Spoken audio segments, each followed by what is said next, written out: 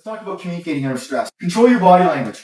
Like a duck on a pond. Above the water, everything's nice and good. Under the water, your feet are just a-going. So the predator, they enter a space. They are looking to get a reaction out of you. Don't let them see a change in your body language. That's going to send a signal to them, which is, I didn't get a reaction, I'll go look for someone else.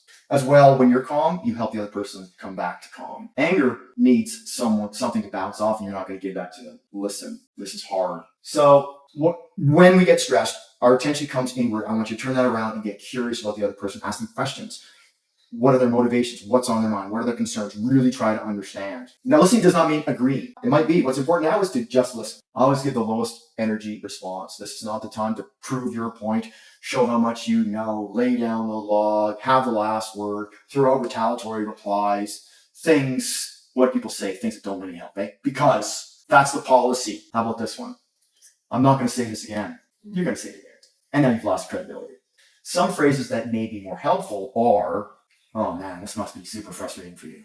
Okay, so how open are you to us figuring out a way through this? Now, for you guys, where you were, one of the very best things you can do is lay down scripts. It could be examples of what happened in the past, and then you role play those. It could be just use your imagination, what could happen, role play those out, come up with plans of how to deal with those. Super powerful stuff, and we could talk about that later if that is something that you want to do.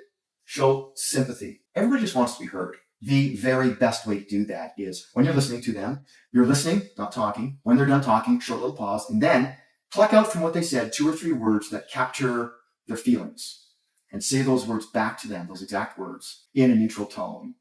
When someone hears their own words said back to them, they know you've listened, and that neutral tone is going to send them the signal that, yeah, you care. And you want to, if you can, capture the emotion, not the facts. Speak simple. When we're stressed, we can't understand complex sentences, big words. By definition, when someone's coming into your office, like they're already overwhelmed to some degree. They're dealing with something they can't deal with on their own. Expect them to not say things well, to misspeak. Never get caught on one thing they say. Back up and think, what's the big picture here? Speak with positive. We also can't process deletives like don't, won't, can't. So tell them what you do want. And even if you're a great talker, there's some times when, like, just in this moment, it's just not working out. It is totally okay to say, give me a minute, I'll be right back. But you don't come back. Someone else comes back. The manager, it doesn't have to be a real manager, someone else, the cooler comes in. They stay focused on the problem, not the person.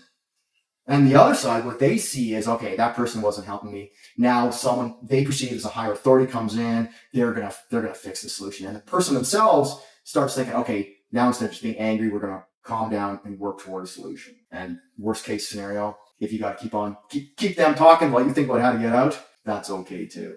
Visit us for more updates.